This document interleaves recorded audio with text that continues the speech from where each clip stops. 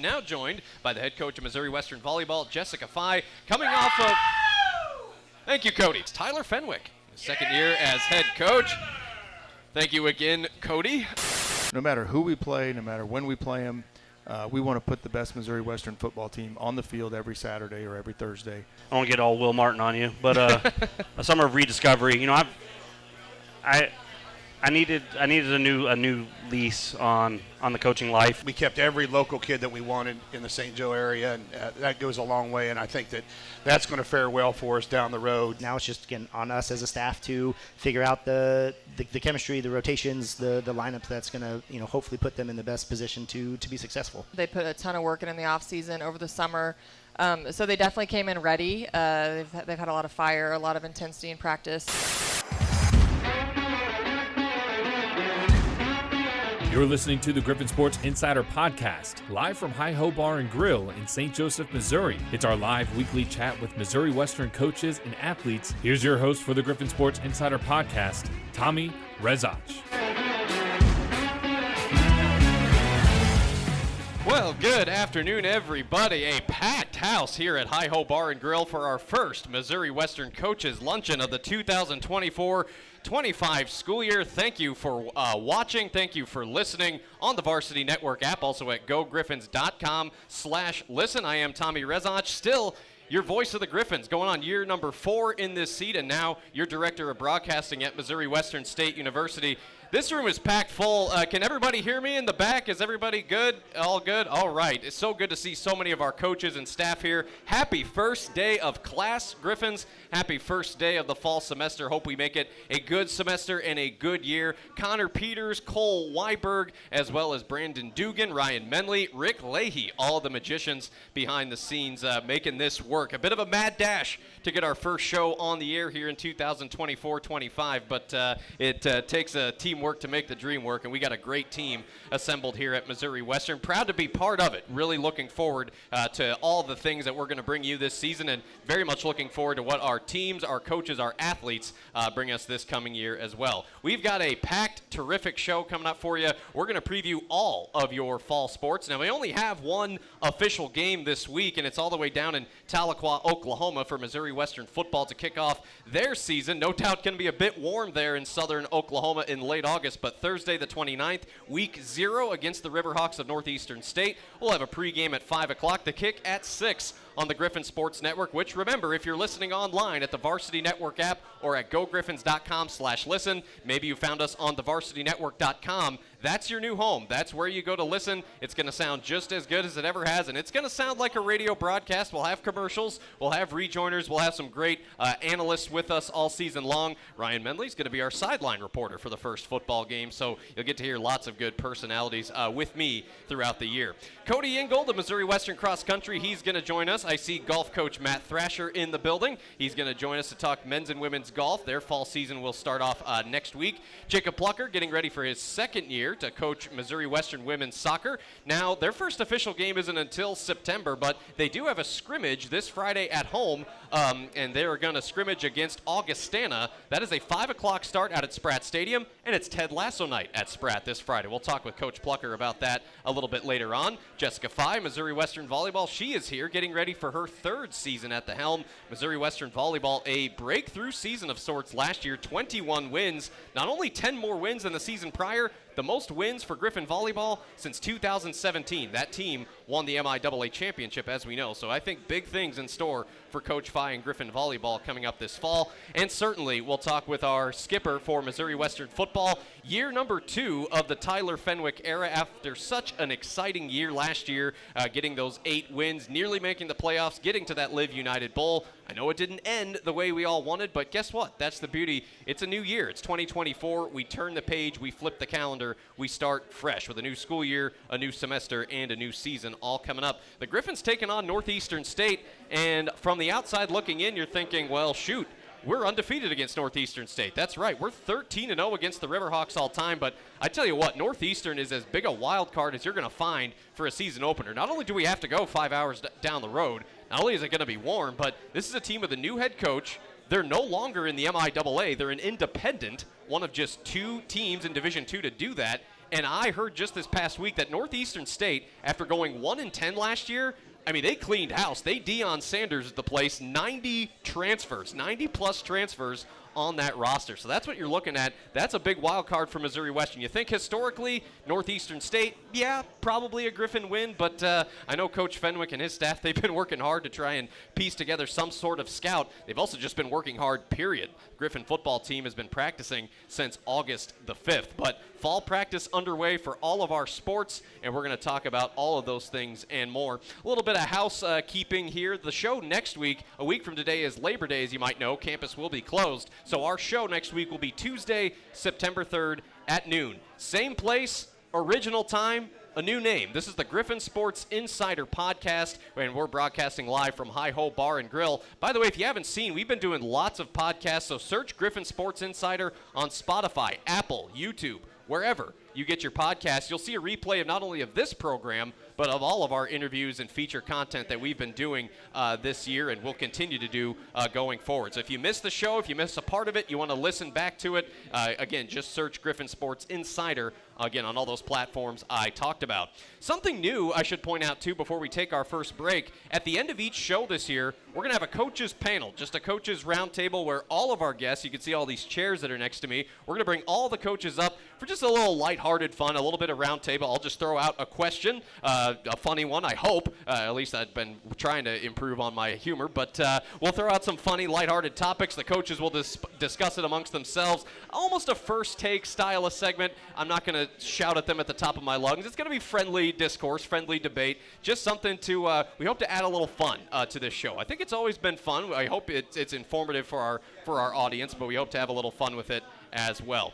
So there you go. That's about all I got for you in this first segment. With that, we're going to go ahead and take our first break, a 60-second timeout, and when we come back, we'll kick it off as we usually always do. Cody Ingold getting ready for his 6th year as the head coach of Missouri Western men's and women's cross country. Their first race coming up in the first week of September, but he's got a big roster, 29 runners amongst the men and women combined. So we're going to get a season preview from Coach Ingold. The Griffins, in fact, will host a cross country meet, the Griffin Invite, coming up in October, so we can talk about that as well. More of the Griffon Sports Insider Podcast live from Hi-Ho Bar and Grill coming up right after this on the Griffon Sports Network. We continue from Hi-Ho Bar and Grill. It's our Griffon Sports Insider Podcast. And first up, joining us, head coach of Missouri Western men's and women's cross country. It's Cody Ingold. Cody, the last time we did one of these, you were actually my co-host, but good to have you back in the coach's seat. Just how's your summer been treating you so far? It was good, man. Summer usually flies by, but that June, the month of June was just the slowest thing ever, and then all of a sudden we were moving in. So it was a good summer. You know, kind of a summer of, I don't want to get all Will Martin on you, but a summer of rediscovery. You know, I needed a new lease on the coaching life, and brought a new assistant in, and he kind of got me going back on the right path. You know, I'm a Husker fan, Tommy, if you don't know this. People forget. Yeah. So You're I'm also a Creighton fan. I'm a forever optimist because it's always our year, right? And I've been very not pessimistic the last couple of years. So it was a very good summer to kind of get my feet back on the ground and firm, and I'm really excited about what we got going. Well, you remarked to me off air last year that I feel like the first couple of years I interviewed you were kind of mellow, you were low key, and then last year you're back there, you're hooping and hollering, you're having fun, you're cheering on Jake Plucker, and you told me that I decided I'm not going to pretend to be something I'm not. Do you feel like you're able to be more yourself on this job now? Oh, absolutely. I mean, look at my hat. I mean, this is the ultimate power move. Just let everybody know that I am the best dad ever. My daughter only knows one dad, but that's okay. I'm going to be the best one. So, yeah, I just needed to cut loose and just be myself, because it's exhausting trying to be someone I'm not, and I'm a very different cat in a lot of ways. So, yeah, I'm excited. I'm excited for the staff we have in and the people that we have here, and I'm ready for not just me, but I'm ready to watch some high quality soccer. There we go. Yeah, there he is. Yeah, there he is. And football, volleyball, all the big fall. And, obviously tennis is going to tee off here in a couple weeks, too. Yeah. I know I said tee off. That's not the proper term, but you know what I mean. Yeah, tennis and softball will have some fall competition as well. So, yeah, lots of teams will be in action. It really gets going the first week of September for all of the teams. But starting with your team, 16 men out this year, 13 women, 29 combined rosters. I mean, just in terms of sheer numbers, you got to be encouraged by that. Yeah, I mean, it's good to have some depth, especially on the men's side. that'll help us because we should be pretty good this year. And last year we were pretty good 1 through 6, but we got beat up late and didn't have the depth to fill that in. So it'll be nice to have the pieces in place. Next man up mentality. And women were kind of on a rebuild. We're redshirting some of our top end kids, so. It's going to be give the opportunity to younger kids to race and get the experiences that they may not have gotten had everybody been ready to run. So, yeah, you talked about an addition on your coaching staff, which we'll get to, but let's just stay with your personnel on these rosters. Starting with the women, it is our last go-round with Madison Nash. You talk about getting beat up and overcoming adversity. So she's someone that had to overcome a lot, multiple wins in her track and cross-country career, as we know. I guess for you personally, what does it mean to have this one last time with Maddie? I wish I would have talked to you about 30 seconds ago. So Maddie's going to redshirt, so it's we'll have one more go next fall. Oh, so wow. It'll be good. We'll have a big training block, so she can have a big indoor-outdoor, and then be ready to rock in next fall. So it's good because she can get those younger kids up to speed. She was a nursing major, so she's done with that. Got her degree. So it'll be a lot easier for her to kind of get back into the groove of things. And she was out for almost 9 months. So we're rolling now, and she's got good things going, and she's been a really, really good teammate. It's only been a week, but I see that continuing. So it'll be her and Abby not having them this year. It's gonna be a little bit that'll be a little bit tough, but it'll be good in the back end. In the future. So Abby Kinney is also redshirting. Yep. Okay, yeah, that's a tough blow. Abby Kinney coming into her senior year, a regional qualifier in cross country a couple of years ago, and then this past year, Abby was a top 10 finisher in the distance medley in the MIAA Indoor Championships. But you do bring back Lillian Cutler, Claire Henry, a couple seniors this year. Yeah. And Lillian had a huge summer. Yeah. Super, super excited for both of them. Lillian, the best summer she's had. She'll be a great leader for us. She'll most likely be our number one. And she's done a really, really good job rallying the girls around her. So I'm pretty pumped with what we have. Cody Ingold, our men's and women's cross-country coach, up first on the Griffon Sports Insider Podcast, broadcasting live from Hi-Ho Bar and Grill at GoGriffons.com and the Varsity Network app. 7 seniors on the men's side. Caden Krieger, regional qualifier, second-place finisher at the Griffon Twilight last fall. Peter Cuddy, couple of top 10 finishes in the 10,000 and 5,000 meter runs. That was at the MIAA Outdoor Championships this past spring. And for a guy like Peter, he's been here since 2020. Pretty special to have those guys back on board. Pete's a product of COVID. He graduated with his associate's degree, and then he put in 4 years here. Wow. It's been a blessing for me. He's probably ready to be done, I would assume. But I'm excited. Between those two, you got Weemach, you got JZ, Berhe Usman. Brought in a couple transfers. I think, we're going to be, we were regionally ranked 5th or 6th, That's right. mid-season before we kind of have the rug pulled out from under us. So, we have people, like I said, we have pieces in place in case things happen now that we should be able to continue moving forward. And, they all look pretty good. Won't know what we really look like for probably another month. But, we got some leaders in place, and then, we're going to help that youth. We don't have a lot of really young guys, so really top-end heavy with experience. So last year, we kind of kicked things off with that Griffon Twilight at our cross-country course, revamped, reopened. Now this year, we'll get to host the Griffon Invite Saturday, October the 5th. Now those Twilights, usually smaller events, but this Griffon Invite, that's going to be a lot bigger, right? Yeah, it's kind of a preview. So it's a preview for the MIAA to get on our course since we're hosting MIAAs. And then it's an opportunity for other schools. I'm trying to bait other schools into coming and racing us because they'll need it for ranking purposes. So hopefully we can we'll have, it'll be 10 to 12 teams currently, or 12 to 14 teams currently that are coming. So it should be a pretty good meet. It'll be good to get on the course that we're going to race on 3 weeks later for conference. So. Well, I was going to say, for a program that doesn't have a track, to have your own cross-country course, how big of a game changer has that been in terms of just training and practice? It's huge. It's soft surface training, so we're not on the roads. We don't have a lot of injury issues usually. So, and it's nice. I can't think of a lot of even D1s that have their own cross-country course. People have parks and stuff they go to, golf courses things like that. But a dedicated cross-country course is awesome. And we're going to have, I think there's 9 total 8 or 9 meets out there this year between high schools and colleges. Yeah. So it's getting used, and we've made the changes we need to make sure it runs fast, and it's a true cross country course. So it's exciting. Our kids love it. They used to hate it, but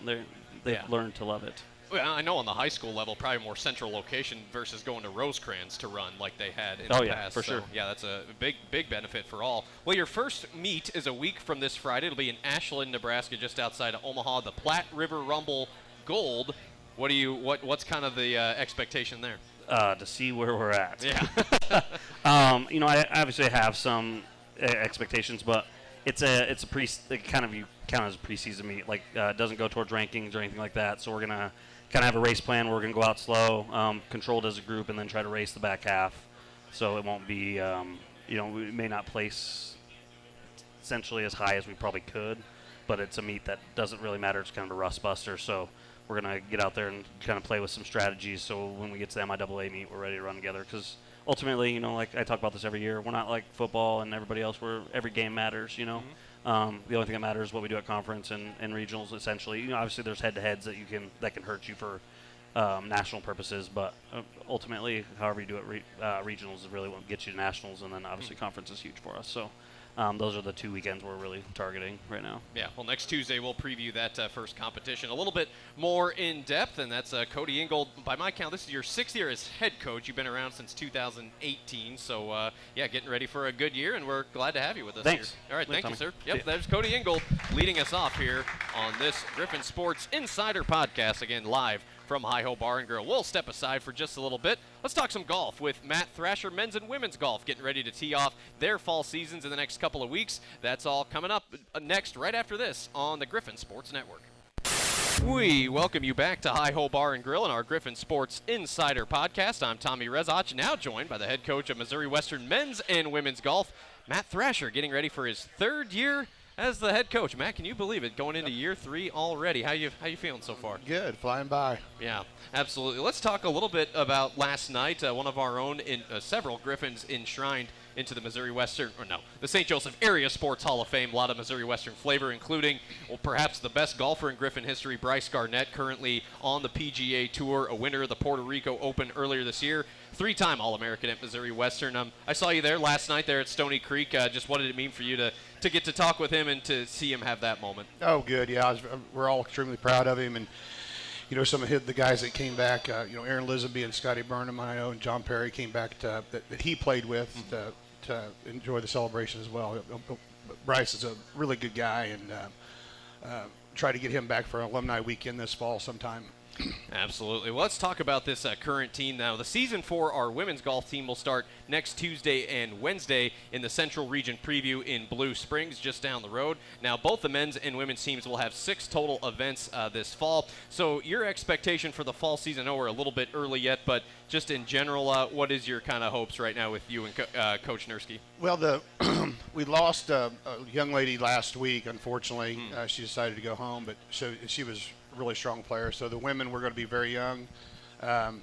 We got 3 young ladies from the Springfield area that are freshmen that are pretty raw, and I think they're obviously going to be. I think they're going to be really good here soon. Hopefully sooner rather than later. But in the men's side, we're young as well. We got 6 freshmen that came in along with Jeffrey, and then we brought a transfer in a few weeks ago. So I think we're going to be stronger on the men's side more than the women's. But I think we can.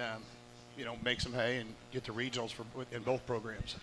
Yeah, then looking ahead a little bit, October 7th and the 8th, the Missouri Western Central Region Preview. That'll be out at the St. Joseph Country Club, so the Griffins will get to host an event, and that will be on the men's side. Missouri Western men's golf will not get going a little bit later on in September. The Griffin women will tee off next week. For the Griffin men, they'll compete in the event known as the Mule at the Mules National Golf Club in Warrensburg. That'll be September 9th and the 10th. So good to have you up here, Matt, on a Monday, because most often you and Coach Nursey are going to be busy this coming month, right? Yeah, and open up the Mule. We actually tied for first there last spring, and then lost in a 3-hole playoff to Central Missouri. So taking those guys to the brink at their home golf course was, went along with some confidence there. But it's a good golf course for us, and should fare well. Yeah. So diving into some personnel here. So with the departure now, is that right? 5 on the women's roster as of right now? We got 6 now. 6 total. Okay, so 6 on the women's side, 9 on the men's side, 3 freshmen on the women's team like we talked about. On the men's side, some youth there too, 6 freshmen, 2 sophomores.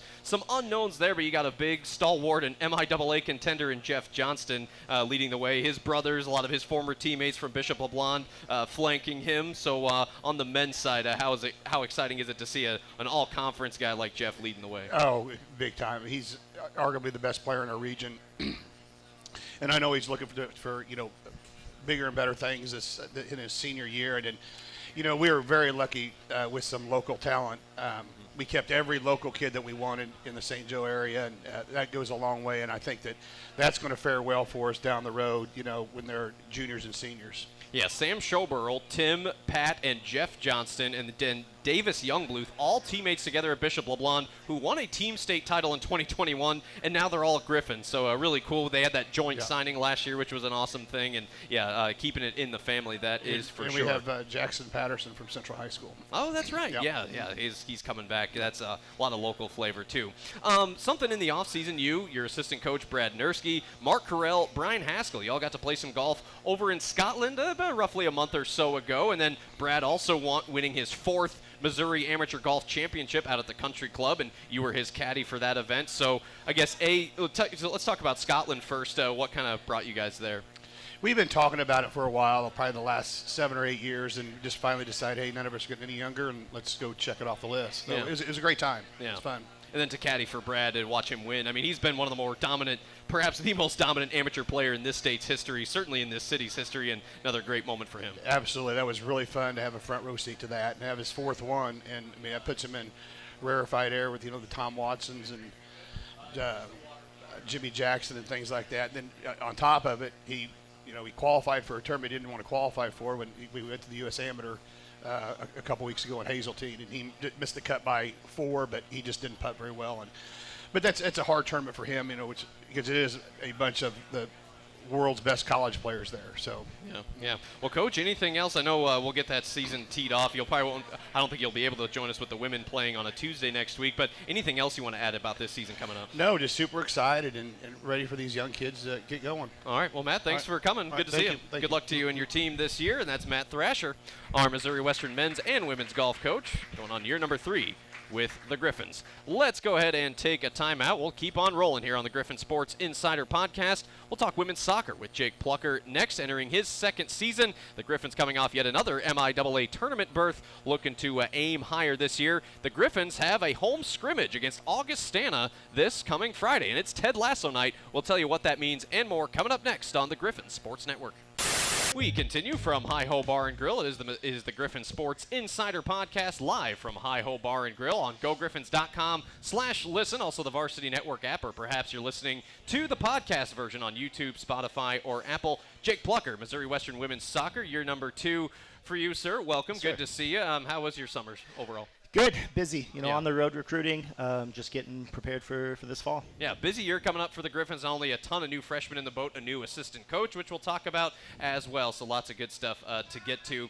Kind of notable, your team started practicing a week or so ago. Your first practice is a scrimmage, and then you already had gotten a scrimmage in against another opponent, Indian Hills Community College in here last week, getting a scrimmage at the Spratt. Just right off the bat, how important was it for you and this team to get some of that live action just so early on? Yeah, I thought it was necessary. They had already kind of been here working with the Chiefs camp, so they've been able to work with our sports performance team and kind of do some captain stuff. So we thought it wasn't worth kind of dragging it out, and let's get a good idea of where we're at and what we're capable of and how we want to kind of draw up the rest of our preseason. So very pleased with that performance. But then so we had one yesterday, and just to see the improvement was night and day. Yeah, and another scrimmage exhibition of sorts coming up this Friday, which we'll talk about. So let's dive into this team. You graduate 4 seniors last year, including an all-MIAA forward, Jaden Skinner, the lead goal scorer and an institution of Griffon soccer over several different coaching tenures here here at Missouri Western. She scored 10 of the team's 26 goals last year, but on the bright side, Kendall Nisley, she scored 6 goals a year ago. Elizabeth Pujado, another institution of this program, she scored 7 goals over the last 2 years. Corinne Stewart, 2 goals last season. Offensively, how do you feel about what you got back there?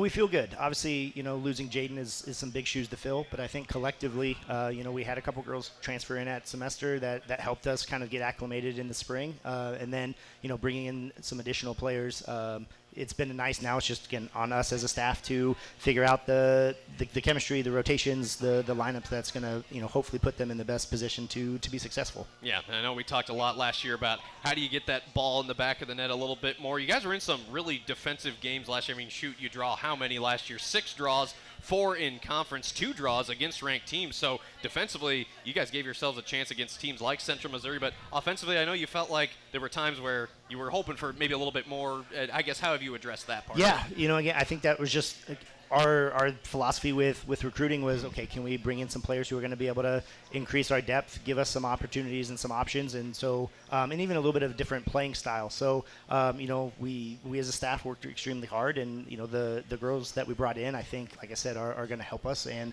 so far we've really enjoyed what we've seen, and looking forward to that continued growth. Jake Plucker, Missouri Western Women's Soccer, our guest on the Griffon Sports Insider Podcast. Defensively, you do shut out 4 teams last year. Lauren Nyland, Caitlin Rowland returning starters on that side. Libby Skinner, she's someone whose minutes has gone up steadily these last couple of years. She's back here. Now, you have a lot of freshman defenders on this roster, and plus, you return one of the best keepers in the MIAA from last year in Keely Krunenberg. I think you got 3 keepers on roster right now, so defensively, how do you feel about the depth there? Yeah, defensively, they're a unit that has a lot of chemistry already, so we're really excited about that. The depth and what we brought in was more kind of the midfield and the attack. But our keeper position, I feel, is deeper. And again, we have a lot of experience on the back line, so hopefully, they're going to be able to perform at their level that they did last year, and our midfield and forwards will be able to kind of, help and get us where we want to go. All right, so one thing I wanted to talk to you about, we were talking just this morning about it, some rule changes in women's soccer and NCAA soccer across the board as it pertains to overtime. Now, in the regular season, we're at the end of 90 minutes and the match is tied. It ends in a draw. Now, in postseason, there will be 2 10-minute overtime periods. Now, a couple of years ago, the NCAA rolled back what is known as the golden goal. Basically, the first one to score in overtime wins. Well, they've reinstated that. So now the first goal scored in overtime will end the match. If we're still tied after 2 overtimes, we go to the penalty kick shootout. So that means no overtime in the regular season. How do you feel about that? I'm not a huge fan of it, just because, especially with standings and rankings, it can kind of have a little bit of a log jam. But I think bringing back the golden goal, it just brings a whole nother level and energy to the overtime setup. So hopefully we're in a spot that we don't have to be in those situations. But excited and looking forward to what they're able to accomplish. Now, on the coaching side, you do add Maddie Graham to the staff. She's been here a while. She was hired back in March. She comes from Minot State, was an assistant soccer coach there for each of the past 4 years. But, man, her resume does not stop there. Played for 11 years with the Utah Arsenal FC in the UYSA Premier Division. She has some high school coaching experience in her time as well. Obviously, a decorated player in her own right. What is Maddie's big role there in the assistant seat, and how has she settled in here to Missouri Western? Yeah, I think she's done great so far. She has that Division II experience, which is nice. Being able to have a female on staff as well, just to be able to connect with our team and help them and kind of be a voice as well. Again, she's been in that conference, in the NSIC, where it is a strong conference. So again, that experience, and then on the recruiting trail, again, just being in Utah, where it's pretty hotbed for soccer and in that region. It even goes back to, I finished up playing at William Penn, and that's where she kind of finished up as well. Yeah. So it's been nice, and again, just looking to continue the chemistry with the coaching staff as well. Now, your team will be in action at home this Friday. Now, is this considered a scrimmage or an exhibition against Augustana? No scrimmage. Okay, but it is Augustana coming in from the NSIC conference from South Dakota. 5 o'clock this Friday. Hopefully the temperatures cool down a little bit, but it'll be Ted Lasso night. So a couple things. Obviously, this game doesn't count, but Augie, that's a Central Region preview. Yeah. Might as well call it that from the NSIC. The first 100 students get a free Ted Lasso mustache, so sounds like a pretty fun night coming up out there. It will be. Obviously Ted Lasso, the TV series on Apple, is great. And while yes, it's formed around soccer, it has much deeper than that. So, excited for that. Might have to shave everything off and kind of bring the natural mustache out as well. But again, hopefully it's another just enticing event to bring some more fans out, and hopefully throughout the year we're able to have a nice crowd. Well, did you see season 4 might be coming? Yes, saw that. Very, very excited about that. Yeah, that's really cool. Well, that's this Friday, 5 o'clock, Spratt Stadium. You get your first preview of Missouri Western women's soccer and a worthy opponent to scrimmage against an Augustana team that was 9-7-3 last season. So that's a really good test for the Griffins out of the gate. They've already seen other competition against Indian Hills. They've scrimmaged against each other a couple of times, so no doubt Western will be well prepared this Friday for that event. First 100 students get a Ted Lasso mustache. Don't be a goldfish. Remember that one. Coach Plucker, thanks so much for coming up. Yep, thank you very much. Appreciate it. There's Jacob Plucker, Missouri Western women's soccer. That'll conclude this portion of the Griffon Sports Insider Podcast. We'll take another break. Come back, we'll talk volleyball with Missouri Western volleyball coach Jessica Fye getting ready for her third season with the Griffins. We'll talk about that when we return. It's the Missouri Western, it's the Griffon Sports Insider Podcast. Almost called it the Coach's Luncheon. Bear with me here on the Griffon Sports Network. We continue from Hi-Ho Bar and Grill, the Griffon Sports Insider Podcast, live from Hi-Ho Bar and Grill. Thank you, by the way, to Mark and all the great staff here at Hi-Ho for being such loyal and great patrons and hosts to this event for many years. I'm Tommy Rezac, now joined by the head coach of Missouri Western Volleyball, Jessica Fye, coming off of... Thank you, Cody. Coming off of a breakthrough year, 21 wins, 10 losses, 13-7 in the MIAA. That was good enough for the number 5 seed at the MIAA volleyball tournament in our city at Civic Arena in downtown St. Joseph. Picked 5th in the preseason polls this year. Coach Fye joins us now. And, Coach, I think it was Cole Weiberg that went to your practice the other day, and you said that, yes, breakthrough season, but now it's all about the belief that you can do it again. Well, how have you seen that belief resonate in these early days of getting on the court? Yeah, I mean, I think every one of our returners has such a high intensity mark when they walk in the gym. They put a ton of work in the off season over the summer, so they definitely came in ready. They've had a lot of fire, a lot of intensity in practice. So we scrimmaged this past weekend, and we were talking. Izzy and I were talking on the way over here. It's just the little things right now. Which after week 1, you're doing 2-a-days. You're kind of working some kinks out. So. So far, so good, but definitely give me a couple weeks of practice still. Yeah, and your first official match still about a couple of weeks away, and we'll look at that fall schedule a little bit later on. But diving into this team now, we said goodbye to 2 legends in my mind, Jess Hendricks, Danielle Moya last year, but so much is back. Your top 3 kill leaders in Holly Helt, first team all-conference, all-MIAA tournament team. Doesn't stop there. Taylor Russell, all-MIAA tournament team, Emma Salker, and also your second team all-MIAA setter, Nessa Johnson, who's been rewriting school history in the stat books there, 19 double-doubles last year for Ness. And you also bring back a first-team all-conference libero in Anna Weberg. Pretty good place to start in terms of personnel right there. Yeah, I'll take it. I'll take it. Yeah. Not bad. I mean, I think we definitely have some holes that we have to fill still in certain positions. And they had great, our 3 freshmen that were all conference, they had great breakthrough years, and so we'll take that. Now it's just, your first year, people are figuring you out. Well, they're figured out now, so now they have to develop their game to a little bit higher level and be a little bit more consistent for us and show up consistently and be those great players more regularly than we saw last year. Jessica Fye, our guest on the Griffon Sports Insider Podcast. I think, if I recall the last year, I remember defense being kind of an identity of this team in what I got to watch last year. Well, the numbers back that up. Missouri Western led the conference last year with a 154 opponent hitting average, first in the league in digs with over 2,100, third in the league in blocks with 233.5, and also just serving. This was a really good service team, third in the league with 174 ace serves. Again, and it translates to 10 more wins in 2023 than versus in 2022. Just, staying with that defensive theme, Danielle Moya, that's a big hole to fill, right? One of your block leaders, a veteran. But defensively, how have you liked what you've seen so far? I think we're always going to be a little bit more of a defensive team than we are offensive, but our lack of offense was the reason why we could never overcome those top 3 teams in our league last year. So we definitely hit the ground running with our defense. Our block looks nice. Our defense looks nice. We've definitely carried that over.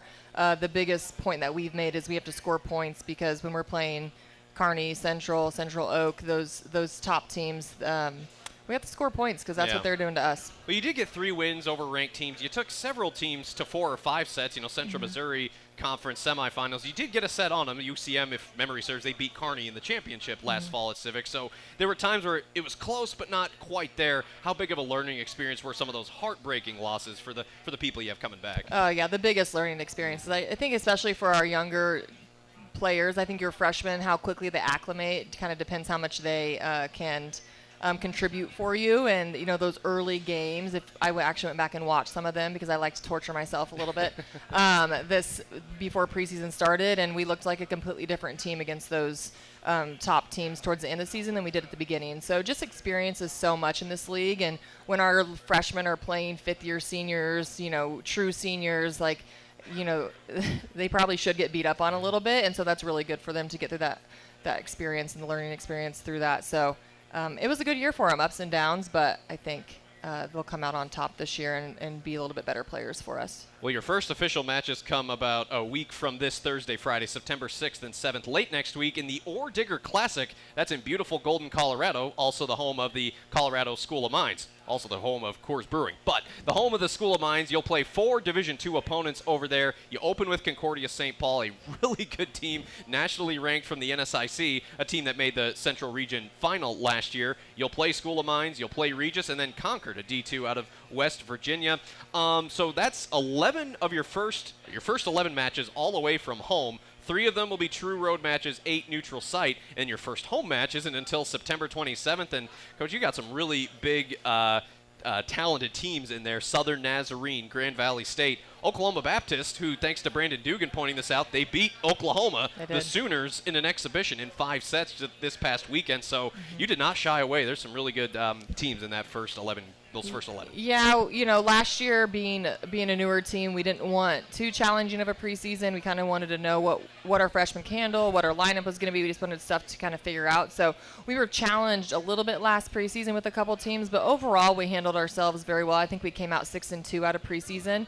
And then if you remember, I have nightmares about it still. Then we play Central Missouri, our opening game, and they just beat us into the ground. So it definitely wasn't something that I wanted to relive. I wanted to be a little bit more prepared for our conference play, and kind of took a page out of Central Missouri's book where they usually have pretty difficult preseasons, and I always think they're so ready for conference play because they've had to play at such a high level of intensity and a high level of volleyball right out of the gate. And so that was kind of it got a little tougher than I wanted it to, if I can be honest with you. But, I think it'll be okay. It'll be really great for us down the road as we start competing against these really tough conference schools.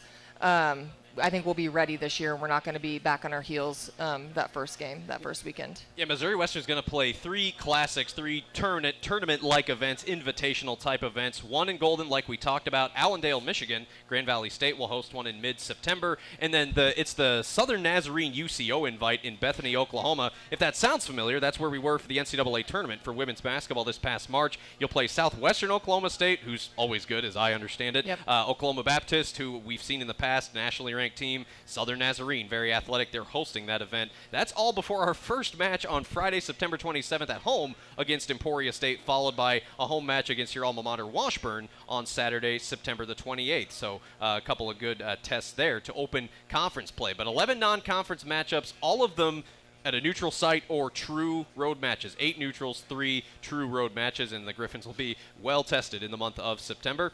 Coach Fye, anything else to add before you get this season rolling? Well, let's get it going. All right, thanks for coming up. Yeah. All right, Jessica Fye joining us on this part of the Griffon Sports Insider Podcast. Give it up for Jessica. We will take a break and come back. We'll talk football with Tyler Fenwick coming up next on the Griffon Sports Insider Podcast. We continue from Hi-Ho Bar and Grill. It's the Griffon Sports Insider Podcast. This is our last one-on-one segment. Stay tuned. We'll have the coaches panel coming up. We'll welcome all the coaches back up here, and we'll mix it up and have a little fun. But let's get down to some football business. Tyler Fenwick, his second year as head coach. Thank you again, Cody.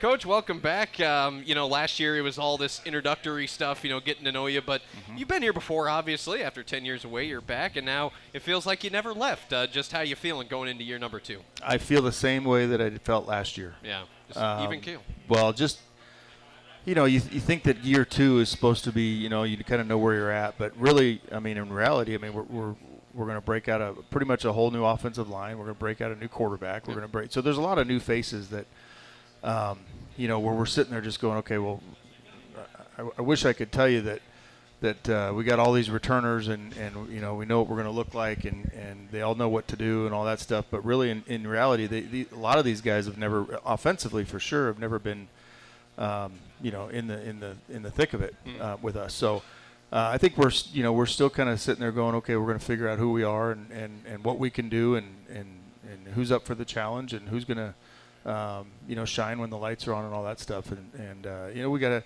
to replace guys like Dakari and CJ Ravenel, and so that's a big loss when you're sitting there going, where are we going to get the production from, and who's going to be that guy? And in reality, we didn't know that Dakari was going to be that last year until game 1, and all of a sudden game 2, game 3, and he's got all these sacks and all that stuff, and so we're kind of sitting there going, okay, well, who's it going to be this year?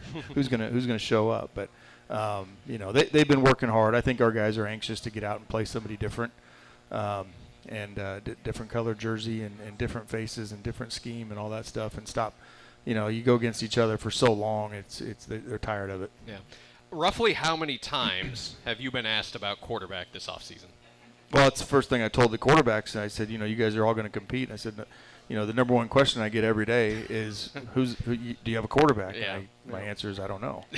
So we're going to find out on Thursday. That's right. We're going to learn a lot on Thursday, I think, against Northeastern State. We're still learning about our opponent. We'll talk about that here in just a little bit. Well, I think we've talked about last year, just setting the bar and kind of setting the standard in year 1, and it was a lot of fun, beating a 11th ranked Emporia State, beating a 2nd ranked Pitt, and getting all these great games. And I know, we always talk about it didn't end the way we wanted, get almost to the playoffs. Great to get a bowl game, but that didn't end the way we wanted either. For the guys who are coming back, to remember that feeling of blowing an 18-point lead at Joplin, to remember giving up 500 rushing yards to Southern Arkansas. Obviously, you don't want that to happen, but how has that resonated and motivated this team coming in? Well, first, I appreciate you bringing all those details up. I know. See, being a Missouri, I'm not supposed to be the critical reporter anymore. I gotcha. No, but those are things that, those are experiences that we had to learn from. Those are experiences that we had to go through, and we talked a lot about in the offseason and through camp was we can't. That's where we have to mature. That's where we have to not look at who we're playing or what their record is or what conference they're in or we're better than them or they're better. That stuff, none of that matters because everybody you play is going to be a very competitive, and they're all going to put their players in position to be successful, and so you have to be totally focused. And one of the things that we've kind of really broken that down into is, nobody sits there and says we're playing a team that's 2-7 and we don't have to show up. Nobody says that, but how much film are they watching on their own? How much detail are they paying attention to during practice?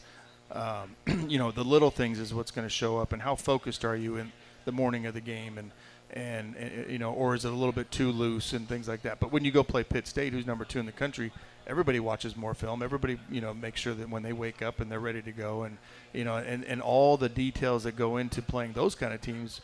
And so our motto this year is that no matter who we play, no matter when we play them, we want to put the best Missouri Western football team on the field every Saturday or every Thursday that we have this year. And so that's the only thing that matters. It's not about what the decal on the helmet is. Head football coach Tyler Fenwick, our guest on the Griffon Sports Insider Podcast, live from Hi-Ho Bar and Grill here in St. Joseph, Missouri. Staying on the offensive side of the ball, it's obviously kind of, your origins throughout coaching. You talk about a number of guys not back. Well, one area we do have a lot back, that would be wide receivers for the top 5 pass catchers. And the offensive line, I think I characterize this as a group that many of whom haven't started, but many of whom have played. A guy like Quentin Garrett comes to mind, who's been able to at least get in and out, plus an all-MIAA center, James Lucio, coming back. Veteran Brandon Hall, all-conference in his past. And, yes, we've talked about quarterback. 4 guys had been battling out in spring. 4 others now here in fall. Now, Jaron Saunders, unfortunately, getting that setback, but Brandon Burwald, Cody Kirk, couple of JUCO guys, and then Kane Donovan, who you recruited to Southeastern Oklahoma State, battling it out. And just watching from, my office layman's perspective, it seems like it's been a pretty even, a pretty healthy competition, a variety of experiences there. I guess in your own words, how have you seen it evolve over these last 3 weeks? day by day they've been getting better, and we started this whole thing out where in the spring we kind of came out of the spring and saying I don't know if we have the guy right now. I don't know where we're at. I don't know. Ty Baker graduated and moved on and started a career, and we had some other quarterbacks that weren't the right fit and all that stuff, and so we had brought in Kane, but then we felt like we needed to bring in a couple of other transfers. So Brandon Burwald came in, who's very athletic, throws a great ball. He's a 20-mile-an-hour, runner. He can run. He can pull away from people and make people move the chains with his feet, and throws a nice ball and 4.0 GPA. And then we brought in Cody Kirk, who's 6'3", 6'4", has a huge arm. And likes to throw it deep. So that's kind of his mentality is I want to throw the ball deep. So he's always looking for the deep shot, but he throws a really nice ball. And so that there was a really good competition going on through camp.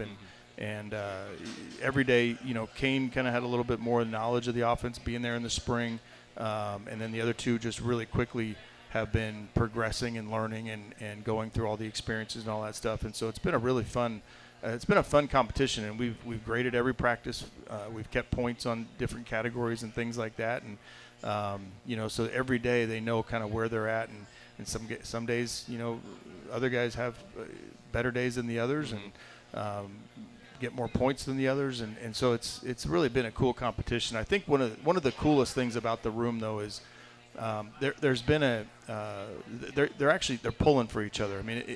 In a sense of like I'm competing for the starting job, but at the other, you hear comments about, wow, that's a nice throw, and nice job here, and so they're kind of they're buddies.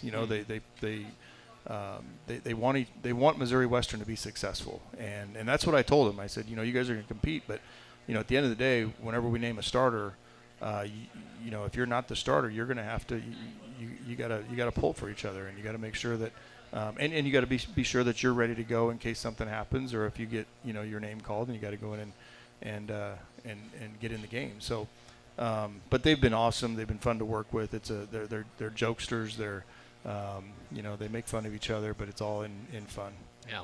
Tyler Fenwick, again, our guest on the Griffon Sports Insider Podcast. Well, at times, when I think folks have watched practice or scrimmages that, there have been times where, a pass gets picked off and, there's anxiety and worry. But on the other hand, I think it's because the defensive backfield, as we've talked about, is an extremely talented group. Looking at that defensive side, we talked about up front, yes, CJ and Dakari both gone. We should know any second, with the Baltimore Ravens, what CJ's future is there. But lots of other pro Griffs have been playing this preseason. But as for our team, Trayvon Holmes, all-conference safety. Keenan Gaskin, very talented linebacker, getting ready for his second year. Cam Langford, who's been here since at least 2021. Jaden Brown, brought in last year. Brecken Manis, a veteran. Des Green, Brandon Johnson, Nick Oliver, Taylor Williams, Cam Powell, Grant Finley, Garrett Watson. So starting up front, with a guy like Grant, BJ, Ison Robinson, right? A lot of size. You got to like what you have up front. We talked about it earlier. Maybe not the pass rush threat that Dakari was, but in terms of just pure mass, a lot of humanity right there. Yeah, there's a lot of, and I think more than anything, there's a lot of. You name a lot of those guys, they all played last year. There's a lot of experience. They all understand the scheme. They understand Coach Johnson's language. Not everybody understands Coach Johnson's language, but they understand Coach Johnson's language. And so that definitely helps just speed up the process as we go into going through fall camp, and they can install a little bit quicker, and everybody's on the same page. And then you bring the new guys in, and now that not only are they being coached by the coaches, but then they also have their peers that are kind of helping them with communication as well. So I'm pretty excited about our defense. I think we're fast.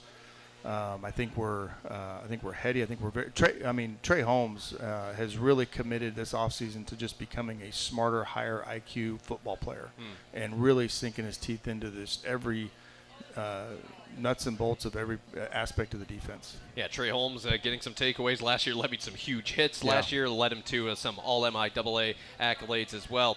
We were talking about defense the other day. You guys are running a 3-4, at your base, but there's a lot of 4-3 looks. You'll play 5 defensive backs, but your outside linebackers, to me, guys like a Jaden Brown, Keenan Gaskin, Khalid Surreal as well. guys that have to drop back into coverage, do a lot of things. I mean, kind of take me through what those guys have to do in this defensive scheme. Well, they got to do a lot of things. I mean, they got to rush the passer. They got to be able to drop into coverage. They got to be able to run with the wheel up the sideline. I mean, that's a pretty athletic position. And we've moved Jaden Brown to inside linebacker, which he's so sudden, and he's become a very smart football player. And so he kind of becomes a fourth rusher and gets some late hits on the quarterback, which they don't hit the quarterback in practice. So that kind of takes Villanueva's spot there at the Mike? Keenan and JB are both going to play inside at the Will and Mike spot. Khalid and Evan Williams and Braden Evertson are kind of that outside linebacker position. And then it all depends. I mean, it depends on who we're playing and what personnel we're going to see. If we're going to see a team that's 4 wide receivers, then we're going to put more defensive backs in the game. And so a lot of it depends on who we're playing, what we're scheming up. Now, Colin McCullen would be mad at me if we didn't talk specialists, and we got a lot to talk about there. We got a first-team all-conference kicker back for his 5th and final year, Cody Watson, first-team all-conference, the highest-scoring kicker in the league last year, by the way. Tyson Lucas taking over the punting job, and then James Knoll, a guy that, if I remember right, he was a freshman. You activated him late last year. I know he was returning kicks in the bowl game for sure, and so now he's kind of been your guy at kick and punt return. He's been doing some of that, and he's fast, he's electric, and he's one of those guys that can make people miss and run by people and understands how to kind of set things up. Brandon Tryon's a transfer that'll probably get a little bit of kick return, punt return action going in there. Javarius McGuinn, he's been doing it. And he did a couple of years ago before we got here. And so we've kind of got him back in there and just dynamic, fast, and can set up field position for us. I talked to Brandon Johnson at Media Day. He had a block kick to his name. I think he was the one that blocked the point after against Pitt. 8 blocked kicks last year. That was consistently top of the country, top of the league. I asked Brandon, is it just a matter of put your hands up, run, and hope you hit something? I mean, what leads to – I mean, that became an identity. How do you do that so consistently? Yeah, a lot of practice. I think I would say, McQuillan does an unbelievable job of scheming things up and having a plan and understanding how they're protecting things and then you got to have players that are just twitchy and fast that can get there. But we drill that stuff. I mean, constantly over and over, how to take the ball off the foot. When you do get there and not rough the punter and just all the little technique details, things that goes into that. And so you break it down and you start with the get off and then it evolves into the scheme and how we're gonna get there. So let's talk about this opponent now. I was thinking about this in the office today. This is about as big of a wild card I can remember since 2021 when we're getting ready to play Central Oklahoma, and you're looking at 2 rosters that are very different than the last time they took the field. Right. For Missouri Western, obviously we have a good idea, but Northeastern is about as big a wild card as it comes. Now, they're not MIAA members anymore. They're an independent through 2026. Now, I said this at the outset. I don't think you were here yet, but history is on Missouri Western's side, 13-0. We beat them 44-0 last year, blah, blah, blah, and all that stuff. But the thing is, they have a new head coach who has an extremely impressive resume he's a Division I assistant, coached an undefeated season in the JUCO ranks at California last year. Darren Chiavarini, I hope I pronounced that right, but he is their new head coach, spent time at Colorado, UCLA, Texas Tech, coaching a lot of offense in that realm. And you were telling me, and I'm going to talk with Northeastern's people tomorrow, but up to 90 transfers? That's what I heard. Yeah. That's what I've heard. And we've been, you try to track it on Twitter and see who's signing and who's coming in and all that stuff. But they got a lot of transfers. And the anxiety that we go through right now is at a high level just because you don't know. You see film on them. You watch their highlights. You watch them from where they came from and all that stuff. But, you don't know who's going to be actually in the lineup. I mean, we have a 2 deep, so we have an idea, but how good are they? What can they do? What are they going to do? There's just a lot of things. There's just a lot of unknowns, and that's why I sit there and I say, we went into the Central Missouri game last year not really knowing. Yeah, they had we 60 had no idea. Transfers. They had a bunch of transfers, and but a Harlan Hill quarterback on the bench. On the bench. That's right. We had no idea. So. But you go into the Northeastern State game, and it's a little bit scary because everybody knows they just haven't been good. We blew them out last year. But now they've got this new energy, and we kind of have, we've been kind of trying to figure out what they're doing offensively and defensively and what schemes we're going to have to plan for, and then we're going to have to make some adjustments on the fly. once we kind of figure out what their base is and what they're trying to do. But then on the flip side of it, they have all of our games from last year. You know, they are studying what we're doing and who we are and what our personnel is that's coming back and all that stuff. And so, so there's a lot of anxiety going into this one. Well, the one thing they don't know is quarterback play, because the 2 top quarterbacks last year gone. So that's a wild card that's in your favor. From that standpoint. I mean, you'd like to think so. Yeah, and talking to spooky things, I talked about some spooky things earlier. You talk about not taking Northeastern for granted.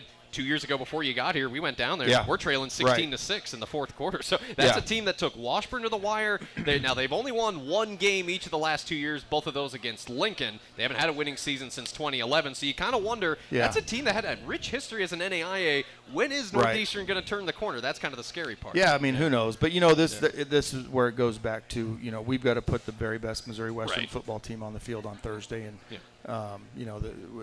and our kids, I mean, we've been working our butts off. I mean, our off season has been phenomenal. Our camp has been phenomenal. I mean, it's just, we got guys that are very invested in the program and they want to have success, and they understand that it's not about talking about winning. It's about actually doing and putting it in action. And, we've had days where, you make mistakes and you have critical mistakes in practice. Well, you have to address those, and if these happen, then this is the consequence, and field position and all that stuff. So we've been going through a lot of that and learning. The guys that are and that's the other thing too, is you have all these guys that are new to the program. They didn't experience what you talked about before. They didn't understand there's that gut wrenching loss at the end of the season, and and so trying to get those guys to understand that it hurts, and that's the next step that we got to take as a program. And the guys that are returning are going to take that step, hopefully. But, the new guys have to learn that too. Well, a chance to go 1-0, unlike last year when we were right there down a touchdown. Yeah. So a chance to get that first win, and then it's another tough test at Fort Hays State right after that. So 5 of the first 7 on the road this season. 6 o'clock kick on Thursday from the lovely Doc Wadley Stadium in Tahlequah, Oklahoma. A 5 o'clock pregame right here on the Varsity Network app, gogriffins.com/listen. Coach, anything else? I know you're going to stay up here for the panel, but anything else football related? No, nothing else football related that I know of. We're looking forward to getting out on the field and just kind of kicking off and just taking a deep breath and just kind of letting it ride. Yeah, hitting someone that's not your own team. That's right. Yeah, absolutely. 3 weeks of practicing, so it's all going to come to a head this week. Coach Fenwick, thanks, and we'll see you back here for the panel. Okay, all good. Right, we're going to take a quick break, and when we come back, we're going to welcome Coaches Ingold. We're going to welcome Cody Ingold, Jess Fye, Jacob Plucker, Matt Thrasher back up here, and going to open it up. This is the first time that we're doing this. It's a coaches panel. Going to open it up to some questions and just some back and forth, and have a little fun. We'll see what happens next. We'll be back in just a minute on the Griffon Sports Network. All right, we're back. Our final segment of the Griffon Sports Insider Podcast. Time for the Coaches Roundtable. I'm Tommy Rezac. Basically how this works, I try to throw out a fairly simple, lighthearted, dare I say funny topic. We'll just go around. Whoever wants to say something, feel free. So Chiefs training camp just wrapped up here at Missouri Western, and Coach Fenwick, I know you got to meet John Gruden. Now, I know Ryan Medley got to meet him as well. I know that was a big moment for you. Our softball coach, Nicole Thompson, saw Alex Smith in the parking lot. So just for all of you, Chiefs training camp, what was maybe the biggest, the most notable person, could be a player or otherwise, what was like your most significant, most famous run-in at Chiefs training camp, either this year or in years past? Anybody? I mean, we got a little selfie with Alex Pacheco, which was pretty cool. Yeah, you were cleaning up trash, right? Yeah. Anything else? Yeah. Thrash, how about you? You've lived here a long time, right? I was gone the entire month of July. That's right. Cody, how about you? I'm a Chargers fan. That's right. Yeah. Okay. I did see Andy Reid for the first time ever, though. Okay. And he's rolling in a cart, on his way to meetings or something. Yeah. And I was like, geeked out for a second, and I was like, you got to be stoic, lock it in. Coach, what was it like having Gruden walking around the GISC? It was cool. Gruden actually shared an office with my dad.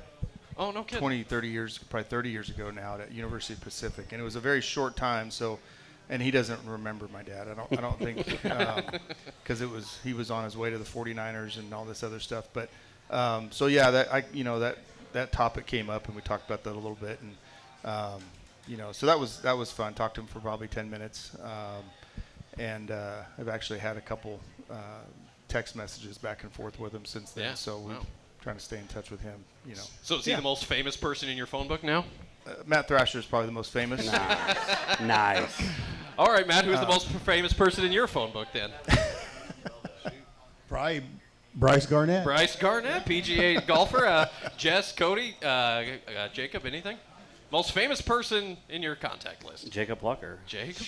Oh, gosh. I'd say Vlatko.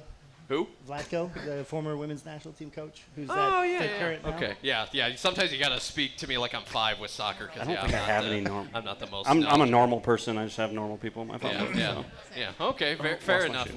So talking to celebrities, the people, when you meet somebody in person, sometimes you fan out or it's like you geek out a little bit. Did you ever, whether it was at Missouri Western or otherwise, who was someone maybe you met on the street and you're like, oh my gosh, I'm the biggest fan of you ever? It could be all the way back to your youth. Was there someone that you met where you just kind of totally fanned out for a split second? Griffey.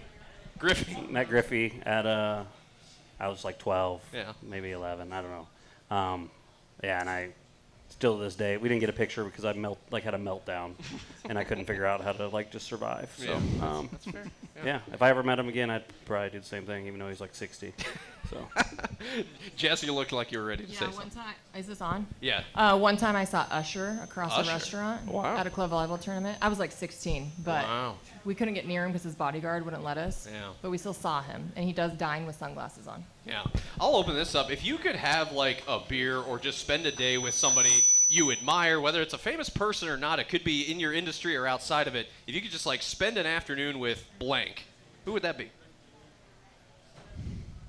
I'm just going to 49ers organization. I would be there. You can't pick one, though? Nope. No? Okay. All right. Thrash, how about you? I'd probably go with Tiger. Tiger Woods? Yeah. Okay. Yeah. Cody? I'm going to stir the pot here a little bit. All right. I'd sit down with... That's what this is for. Yeah. Me and Jesus would have a nice big Oh, long shit. talk. So, Ryan warned me that someone would say that. But anyway, did you ever meet somebody famous or significant that maybe they weren't what you thought? Were they ever rude to you? Was there ever an unpleasant? one. Who? Tommy. What's that? You share his name. Tommy Armstrong? Frazier. Frazier. Oh, tell me about that. It just wasn't very pleasant. I shouldn't. Hopefully, he doesn't listen to this. Well, he was at Doane when I was at Doane. He was the football head coach so there, when I was yeah. so I can say that without sounding too bad. But yeah, he's. Yeah. You expect all these heroes and these good players to be, and they have their lives. Like, right, I would have bet if I was a famous athlete, I'd have been so unpleasant to be around. I'd have been so annoyed. So I get it. That's why I usually just stare and blank stare and then walk away because they have their lives to live. So yeah. Tyler, is there a big-time football coach that's not as friendly as he No, seems? well, I remember when I was a kid, we were driving across the country and we stopped in French Lick, Indiana, and went to Larry Bird's restaurant. It was late at night, and so he was in there, and so my dad, he said, "Hey, get it. Here's an envelope, and it's got the logo on it." And he said, "Go get his autograph." I was wearing some slippers and I was sleeping. I was half asleep. And so I went up, and he was not very nice about it. But same deal. I mean, he was having a meeting with probably somebody really important, and he was just coming off of his foot surgery or something like that. But he did sign it, and I still have it somewhere. Yeah. Yeah. Well, guys, anything else to add? I think that was. I hope that was all right. I wanted to kind of focus on, because with Chiefs training camps going on, no, Taylor Swift was not on campus, but we have a lot of really big names on this campus. So, anything else? Any other story in there that you'd want to add before we wrap it up today? I'm just pumped to watch some football this week. Yeah. Every Thursday, Saturday, Sunday from here on out, we're gonna have football on. So it'll be. How are the Chargers gonna be, by the way? We'll wait and see. Okay, that's code. Hey, we got Harbaugh. We're good to go, man. Yeah. All he does is win. Yeah, it's code for 5-11. Okay, all right. Thanks to Cody Ingle, Tyler Fenwick, Jake Plucker, Matt Thrasher, Jessica Fye, to Cole Weiberg, Connor Peters, Brandon Dugan, Ryan Menley, and of course our audience and our hosts here at Hi Ho Bar and Grill. Our first Griffon Sports Insider Podcast live from Hi-Ho. Again, we're off Labor Day, back Tuesday, September 3rd at noon, so tune in then. And again, watch for the podcast. You can watch and listen back in full on YouTube, Spotify, Apple, and wherever you get your podcast. We'll talk to you next week. Go Griffs. We'll be down in Tahlequah for the football team. Remember, Hi-Ho hosts the watch party here on Thursday night at 6. Turn down the TV, turn up the Griffon Sports Network, and we'll see you all back here next Tuesday, September 3rd. See you later.